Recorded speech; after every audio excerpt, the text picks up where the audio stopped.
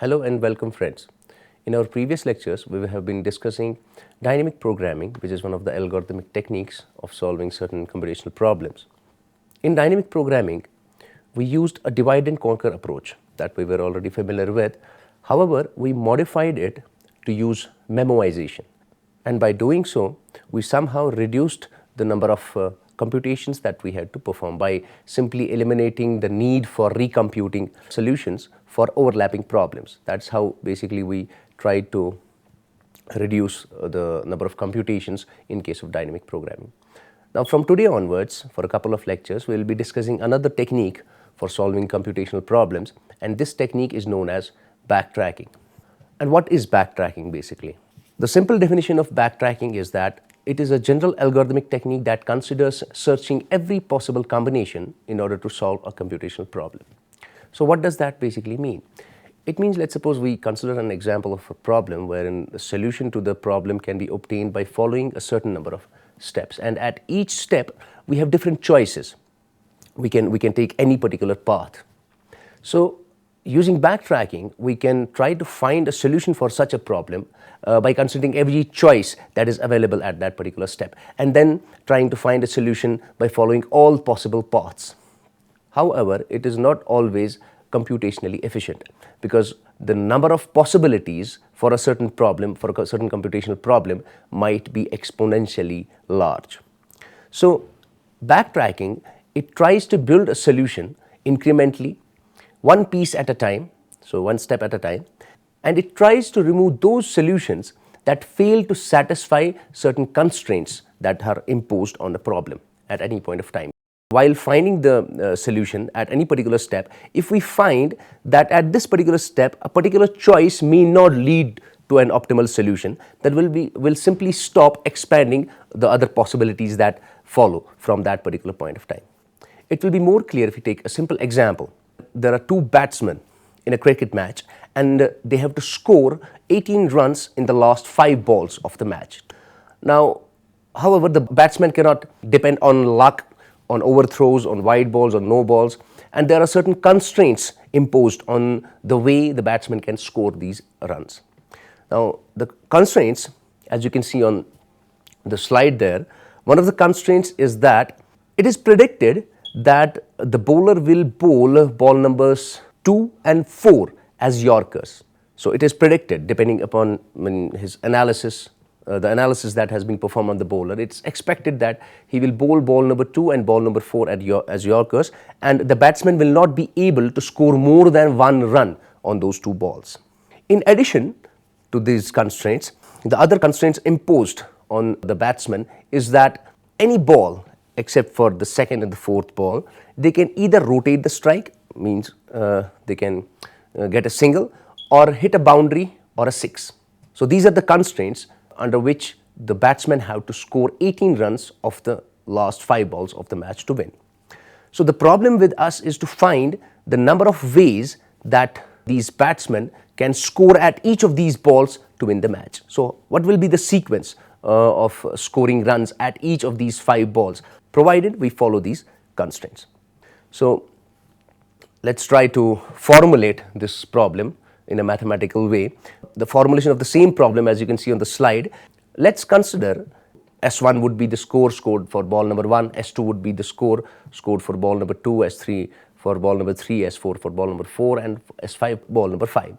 So the basic objective at hand in this case is that the sum of these 5 scores that the batsman will score at each of these 5 balls has to be greater than or equal to 18. That is the required number of runs to win the match. And subject to the constraint that the score at ball number 1, as you can see on the slide, score at ball number 3 and ball number 5 can take values only from 1, 4 and 6. And also the score at ball number 2 and ball number 4 can only be 1 because they will be Yorkers. Yes, you might kind of consider that there could be sheer luck that batsmen might get runs from no ball, from wide balls, and so on and so forth. But for the time being, we are not considering all those possibilities. So we are sticking to the constraints that have been specified in the problem, and the requirement, the objective is to score 18 runs. So based on this formulation, we'll try to find all the possibilities by which the 2 batsmen can score runs in these 5 balls. And we might represent all those possibilities using a state space tree that is often used in backtracking and branch and bound later. But for the time being, we'll consider the state space tree as one of the representations used to show the possible solutions to a particular computational problem. Starting from an initial score, the possibility for the batsman on strike is that he might score a single for the first ball, so S1 is equal to 1. Similarly, the other possibilities, he might score a 4 or a 6. So these are the 3 possibilities based on the constraints that have been imposed in the problem. So these are the only ways the batsman at strike can score from this first ball. Now the second ball, as I said, according to the constraint, has to be a Yorker ball, and the batsman on strike can only score a single run. So following any of these possibilities in the first ball, the second ball can only yield a single run. And the values on the nodes here represent the number of runs that have been scored so far. So if you follow this path here, so for the first 2 balls we have scored 2 runs. Similarly, if you follow this path here, we have scored 5 runs. Similarly, if you follow this path, it means that we have scored 7 runs. Similarly, the other possibility in the third ball would be that we can score a single or hit a 4 or a 6. So these 3 choices can be made at each of these 3 leaf nodes in the tree. So this is the possibility that we can have. So after the first ball, we have, for example, let's suppose scored a single, then we hit another single, then we can hit a single again. Similarly, we hit a single the first ball, second ball we hit another single, and then we can hit a 4. Similarly, the third ball we can hit a 6. Or we can have these other options. For example, we might score a 4, after that we might score a single, then we can score another single, or a 4 or a 6. Or alternatively, in the first ball the batsman hit a 6, then score a single, then they can score another single, or they might hit a 4 or a 6, and so on and so forth. And finally, as you can see on the screen here, the final ball, when considering the final ball, it will yield all these possibilities as are shown on the screen. Now we have restricted, as I said, we have restricted ourselves to the constraints only specified in the problem. Otherwise, the state space tree, if we consider all possibilities, a wide ball, a no ball, a leg by, similarly an overthrow of 3 or 4 runs, if we had considered all those possibilities, then the state space tree would have been very, very large. Okay, but sticking to the constraints, this is the size of the tree that we were able to build. So what this state space tree basically means is, as I have already told you, a path from this root node here to any other node in the state space tree, usually, for example, a leaf node. So each path from a root to any particular node in this state space tree gives a possible solution vector to the problem. So we need to find out which of these vectors is a feasible solution to the problem. For example, if we look at this path here highlighted on the slide, we hit a single in the first ball, so the score is 1. Similarly, we hit the single in the second ball, so score is 2. Similarly, in the third ball, we hit a 6, so the total score is 8.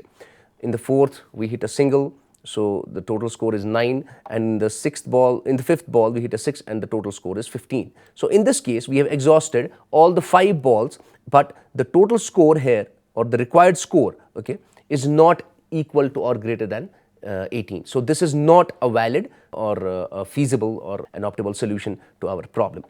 On the other hand, if we consider this second path on the extreme right of this tree here, we follow this path. So we hit a 6 in the first ball, hit a single in the second ball, hit a 6 in the third ball, hit a single in the fourth ball, and finally hit a 6 in the fifth ball, and the resulting score is 20, which is greater than or equal to 18. So this is a possible solution vector for our problem. S1 is equal to 6, S2 is equal to 1, S3 is equal to 6, S4 is equal to 1, and S5 is equal to 6. And that is what is shown in this current slide, all possible or feasible solutions to the given problem. The nodes marked in orange are basically the leaf nodes to which a path from the root yields a feasible solution to the given problem, because the total score that we are able to get at the end of this vector is greater than or equal to 18. So this problem is just an example of seeing what a state space tree is and what are the possible solutions. However, backtracking tries to minimize the number of nodes in the state space tree that it needs to search. So it tries to minimize. How? By somehow bounding or somehow stopping the expansion of a node. For example, if we look at this statement in the next slide, it says that creating a complete state space tree and then searching for the solution or solutions, if there are multiple, at the leaf nodes is not a feasible solution. For example, in certain cases, when the problem is large, the state space tree might be extremely huge, and it would be difficult for us to kind of find an optimal way of searching that huge state space tree. So alternatively, we can use backtracking. Now, how does backtracking kind of give us a better solution? It involves constructing only a partial state space tree. So how does it do that? How does it create only a partial state space tree? Or it tries to build the solution vector one component at a time, and while it is building this solution one component at a time, if it finds or realizes that this partial vector up to which it has reached, for example, in our previous example, this path here is a partial vector. So ball number 1 and ball number 2 we have found, or this is one of the possibilities that we can follow. And at ball number 3 we have a choice 1 or 4 or 6. Okay. So at this particular stage, we can easily see that if we follow this path here, means if we score a 6 in the first ball, hit a single in the second ball and hit a single in the third ball, then none of the leaf nodes or none of the intermediate nodes after this particular shot yields a feasible solution. So we can simply discard building the state space or searching the nodes after this particular node. Same applies to, for example, this node. If we hit a single in the first ball of these 5 balls, then in no way can we reach, if you look at this state space tree here, okay, this subtree, none of the nodes here yields a feasible solution. So we can simply omit this or start or not expand or search other nodes after this particular node. Okay, so that is what backtracking basically tries to do. If we realize that a partial vector, the partial solution that we have constructed so far does not yield or cannot lead to an optimal solution, okay, then many possible vectors can simply be ignored by not following or searching the state space tree. Now, as I've shown in the slide here, these are some of the nodes where it is very clear that following further searches for these nodes, the nodes marked as red. So once we have reached these red nodes, it is obviously clear that we will not keep on searching the state space tree onwards from this red node onwards. We will not be able to find an optimal solution. Now, same applies to this node. This subtree does not yield any optimal solution. Same applies to this node. This subtree does not yield an optimal solution. Same applies to this node as well. Okay. So the simplest solution would be somehow that backtracking should not allow us expansion or searching these subtrees which basically do not yield a possible solution. So the partial state space tree that should be yielded by backtracking as per our definition that we said is the one that is shown in the slide here. You can see we have omitted a large number of possible vectors which otherwise we would have to search, but backtracking tries to somehow reduce our searches by stopping us at certain point of time. Okay. So we'll see later on in a more standard example, although this example that we talked about is not a standard one, but it is useful for making you understand the basic concept of backtracking, a state space tree, and how basically we can bind our solutions or stop expansion. The question is that which problems can be solved using backtracking. Okay. So on the slide you can see that generally every constraint satisfaction problem which has clear and well-defined constraints on any objective solution can be solved by backtracking. So you have an objective function which either you need to maximize or minimize subject to certain constraints. Provided we are able to incrementally build solution to this particular problem, and upon traversing each of these elements, we are able to abandon certain candidates, which basically means backtracking to a previous decision. As soon as we determine that a candidate cannot possibly be completed to a valid solution. So as soon as we determine that if we follow this particular node to the leaf nodes, we might not be able to get a valid solution. So we simply try to backtrack at that point and not follow the state space tree to find the solution. And there are a couple of problems which basically have these properties. For example, decision problems, wherein we basically search for a feasible solution. Optimization problems, wherein we search for the best solution. Similarly, enumeration problems, when we need to find all possible or all feasible solutions. In the decision problem, there might be a single solution to the problem, okay, a single feasible solution. But in enumeration problems, there could be more than one feasible solutions, and we need to find all such solutions to the problem. Now, the general formulation of backtracking is that, as we'll use the previous example to illustrate this formulation. Now, let's suppose we have a partial solution vector S1, S2 and up to Si, as can be seen in the slide. Let's suppose this is a path from the root to any node in the state space tree. Now, in the example here, in our previous example, let's suppose this partial vector is this S1 shown in green, okay. So S1 is equal to 6 and S2 is equal to 1. So this is a partial path from root to any node in the state space tree. Now, let's suppose this T of this partial vector as statement here. Now, let this represent the set of all possible values for which Si plus 1. So, if we are considering Si to be the choice for step number I, okay. Now, Si plus 1 is the choice for step I plus 1, okay. So, we are trying, this T here represents all possible choices that can be made for Si plus 1, such that this S1, S2, Si and Si plus 1 are also a path to the problem state, okay. Now, in our example, if we can see is, since this partial path is S1 is equal to 6 and S2 is equal to 1. So, based on the previous statement, T of 6 comma 1 is simply the set, it is 1 means S3 here. So, Si plus 1 is, we are considering I to be equal to 2 here, okay, and Si plus 1 is S3, okay. So, the possibilities for S3 are 1, 4 and 6. So, this T of 6 comma 1 is equal to 1, 4 and 6, okay. So, these are the values that will be returned by this function here. So, let T of S1, S2, Si be the set of all possible values for Si plus 1 in the next step, such that S1, S2 and Si plus 1 are also a path to the problem state, okay, or also a path in the state space tree. It is obvious for the path from the first node to the last node here meaning that you have exhausted all the steps, okay. So, T of such a path is simply equal to phi. Phi here means we have no other choice to make. So, we have exhausted all our options. In this example here, let us consider this path.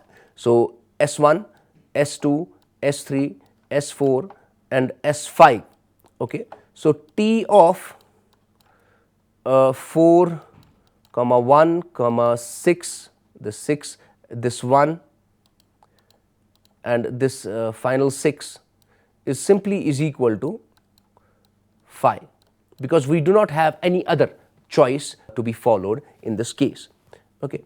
So, we are trying to find a simple general formulation of the backtracking problem. So, we have considered a path represented by S1, S2 to Si, and let T of S1, S2, Si be all possible values that Si plus 1 can take. So, we assume the existence of a bounding function Bi plus 1, a bounding function at step I plus 1, okay, expressed as predicates, such that if the function, if this bounding function Bi plus 1 is false for a given path at a particular node in the state space tree, if it is false for a path S1, S2 and so on up to Si, okay. So, if what we are trying to do here is, let us suppose we have already found or we have already traversed this path, okay, or we need to select a particular choice at the next node, okay. So, let us suppose one of the choices is S1, S2 and Si plus 1. But if the bounding function is not satisfied by that particular path from the root to that particular problem state, then the path cannot be extended to reach the answer node. We'll illustrate this in the next example. So let's consider this partial path S1 and S2. So let's suppose I here is equal to 2. So Si plus 1 is the choices that are available for Si plus 1 are 1, 4 and 6. Okay. So S1 and S2 is the current path that we have already explored. Okay. So for the time being, we have already explored 6 is one of the values in the solution in the partial vector, and 1 is the second one. Okay, second value in the partial vector. So T of 6 and 1 is 1, 4 and 6. So the possible values in the next state in Si here is 2, I here is 2. So Si plus 1 would be S3. Okay. So T of 6 comma 1 here is 1, 4 and 6. Okay. Let's suppose we choose 1 and verify whether this path can be followed or not. So we consider V3 of 6 comma 1 comma 1. Okay, and we try to test or find whether it is valid or not. But obviously when we reach this particular node here, okay, the score is 8. Okay, the score here is 8, and in order to win the match, it is important that at this stage the value or the score, the number of runs that needed to be made for these 3 balls here has to be greater than or equal to 13. Then only we can win the match or reach 18 or 20 runs. But it is obvious at this point here, if we follow this path, we select this node, okay, we will not be able to win the match, and none of the following nodes would yield us the solution. So we'll simply bound or stop expansion or searching for the tree here, and that is how we simply backtrack and select at this node. Since we find out that this red node here will not yield any solution if we follow all the other paths from this node, we'll simply backtrack and select some other node. Let's suppose this particular node, this particular possibility, and try to find a solution. So similarly, if we do this bound checking at each of these nodes while we are building this state space tree, then this is the tree that basically we will be able to get. This is a partial state space tree that will be yielded by backtracking. Okay, as I earlier said, this is not a standard problem.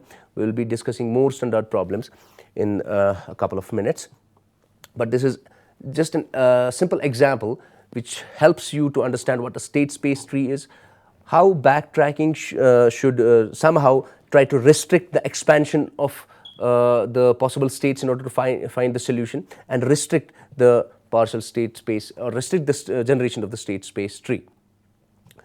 Now, the general recursive algorithm for this backtracking problem is shown in the slide. It uses the same terminologies as we earlier discussed. So we'll go through this each of these statements one by one. For each k, okay, so here k means this k. This is a possible decision, this is a possible decision, and this is a possible decision. Okay, so k minus 1 is here, k minus 1. So k plus 1 meaning k here is either this option or this option or this option. So we try to exploit each of these options. So for each of the options available to us at the current node, okay, if the bounding function is satisfied, if the bounding function by choosing any particular k, so it means here, let's suppose we are at this node here, okay, for each possibility in the next step, okay, one of the possibilities is this, we need to verify the bounding function 6, 1 and 1, okay. If this will yield to an optimal solution, then we'll follow it. If it does not, then we'll simply backtrack and choose another node here or another option here, okay. So that is what this basically statement says. So if the bounding function satisfies the current choice, okay, and if this S1, S2, S3 and up to Sk is a path to the answer node, then we simply write that solution. Okay. Now, if we have not yet reached the answer node, okay, then we simply recursively make this backtrack call here for the next k. So, if we have not exhausted all our moves, okay, if the solution is not complete yet, then we will increment this k value in order to find the next step in the path. For example, in our earlier case, let us suppose if we had reached this point, okay, and we found that this is not feasible, okay, so we backtrack and choose this. The bounding functions tells us yes, you can proceed by considering this node, okay.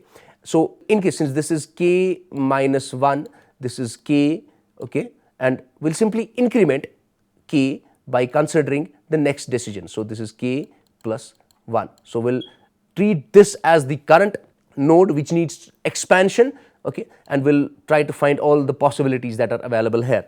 Another call to this backtrack function with k plus 1, so that will explore the possibilities of the current node, okay. So this obviously is a DFS algorithm, DFS meaning the depth first search algorithm, okay. You might implement breadth first search approach as well, because at the end of the day, backtracking basically simply tries to explore or traverse the state space tree, and it tries to optimize the search by restricting itself, by not expanding all possibilities, okay. So you can either explore the state space tree in a DFS fashion, in depth first search fashion, or in a breadth first search fashion. You can write a breadth first search algorithm yourself, and this algorithm, in this case the recursive algorithm here is invoked by backtrack of 1, so starting from the first node, okay.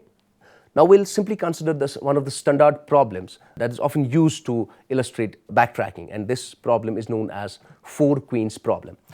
Now, so what is this 4 queens problem? Basically, we are given a 4x4 chessboard and we are given 4 queens. We need to make our own choices as to where we need to place the queen, but the constraint here is that no 2 queens should be attacking.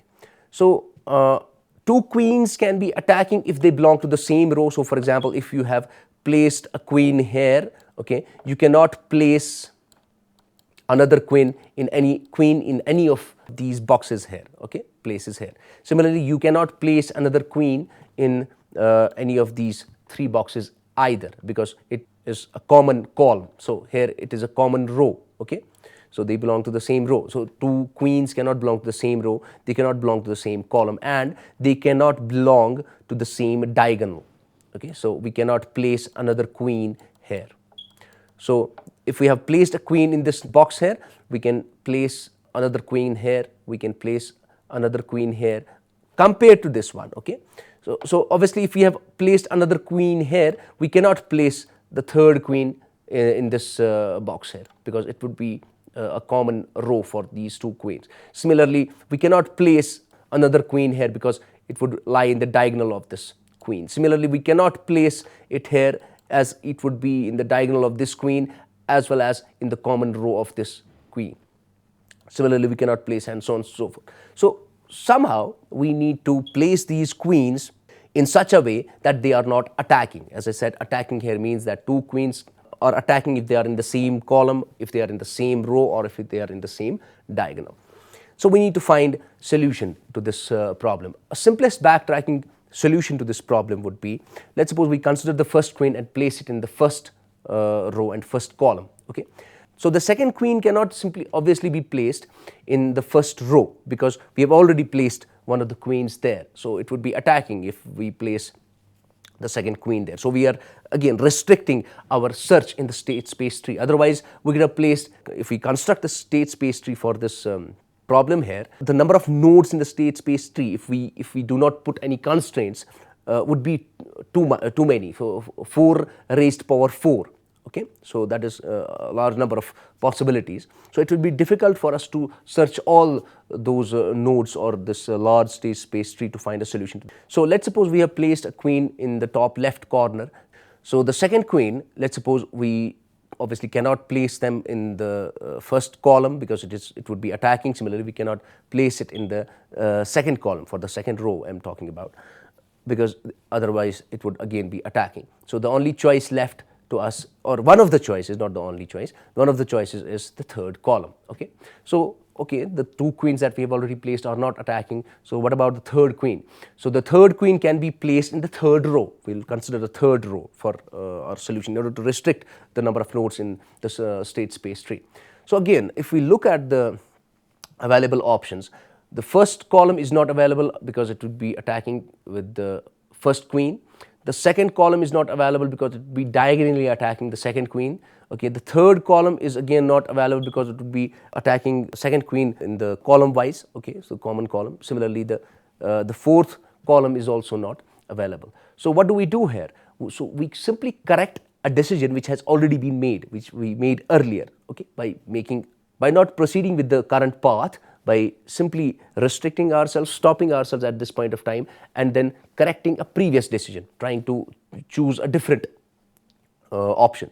So we'll simply move our second queen to the fourth column there. Again, the two currently the two queens are not attacking.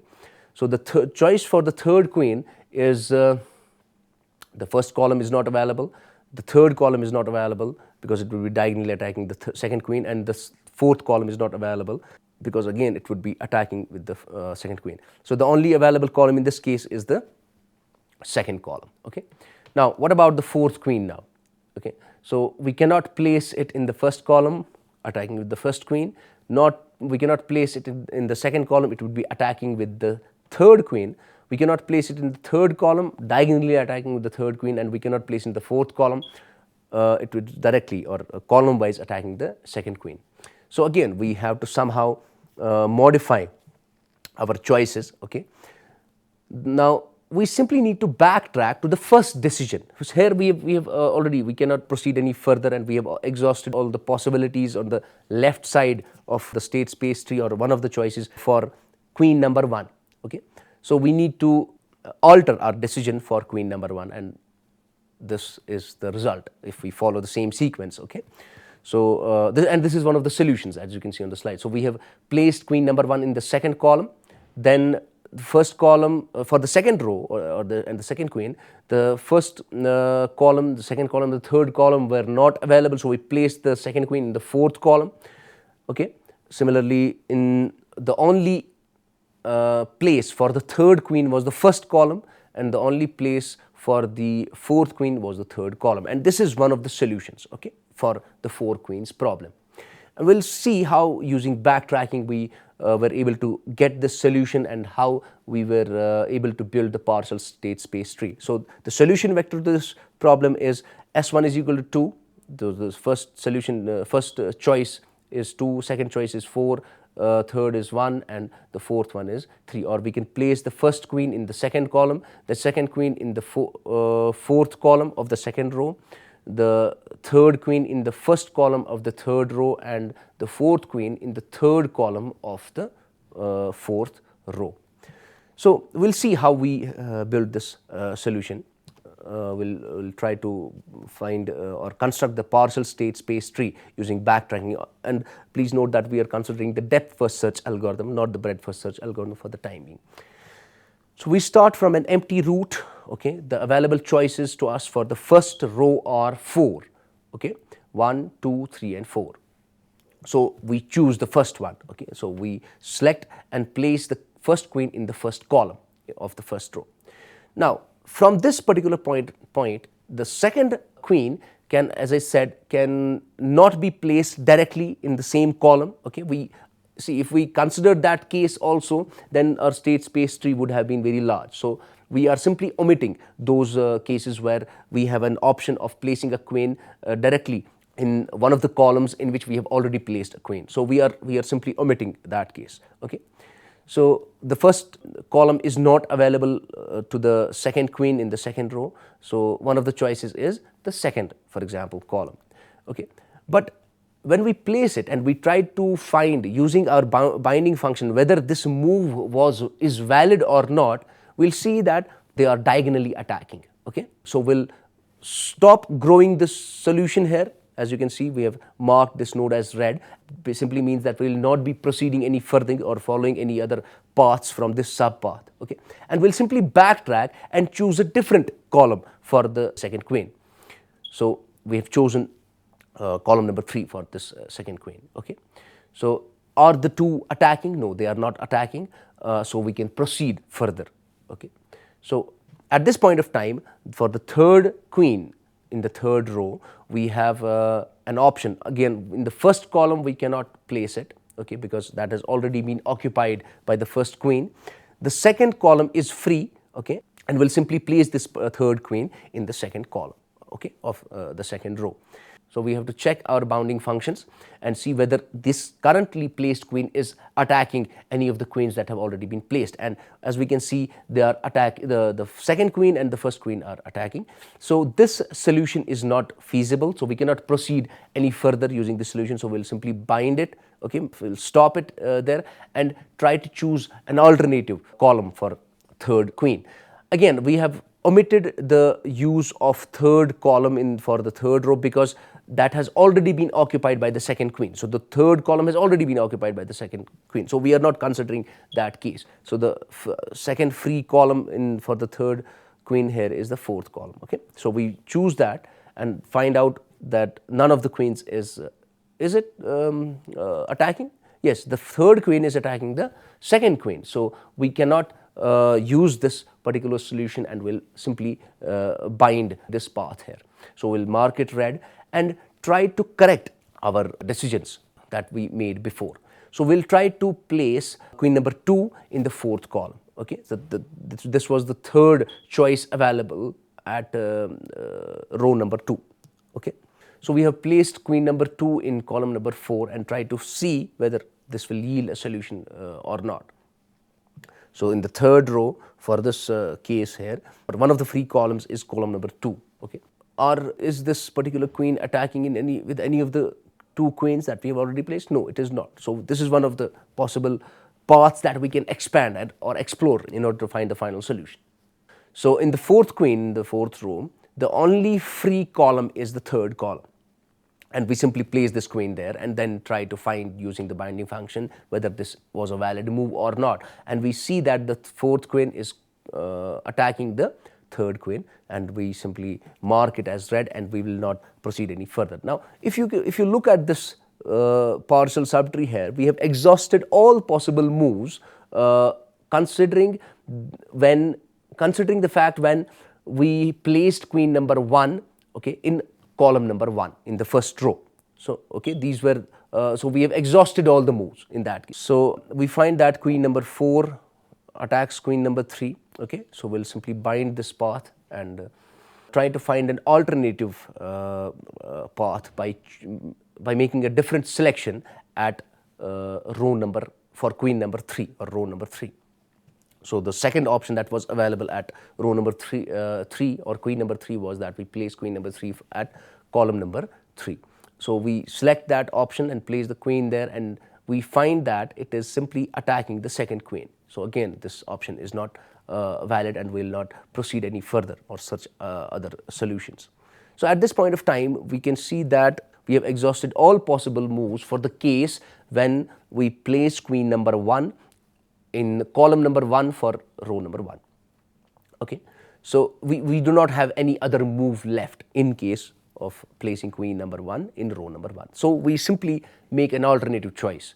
So we explore the possibility that we place queen number 1 in column number 2, okay, and then try to find a solution.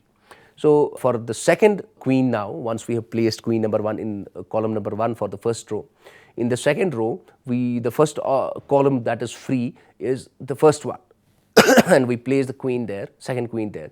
But later on we find by bound testing that the move is not feasible. Okay, so we remove this queen and bind the solution. Okay, so the next free column for the second row for the second queen is column number 3.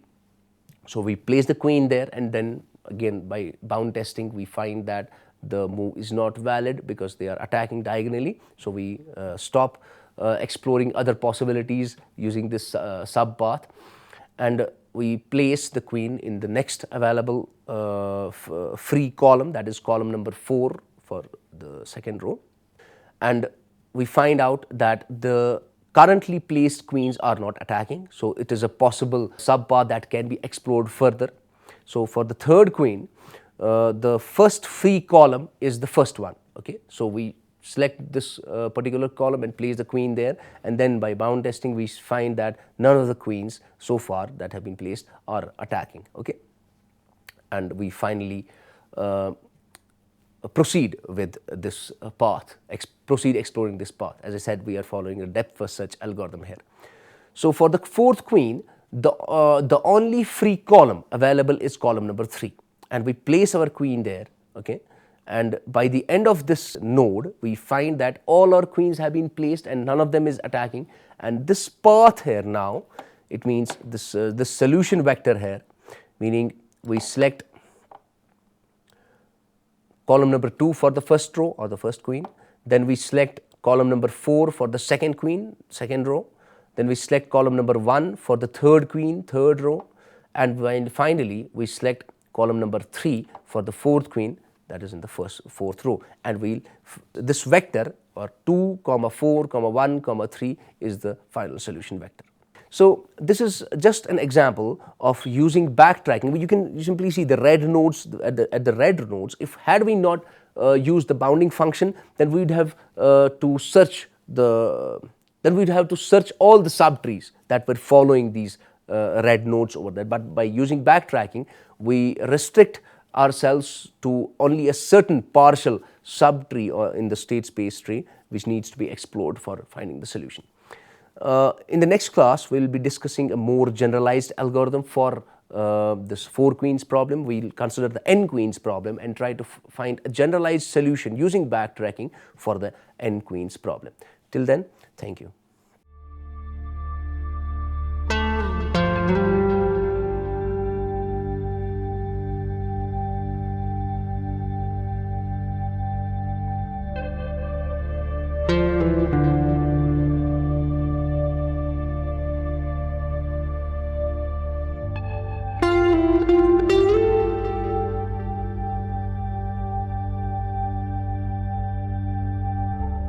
Thank you.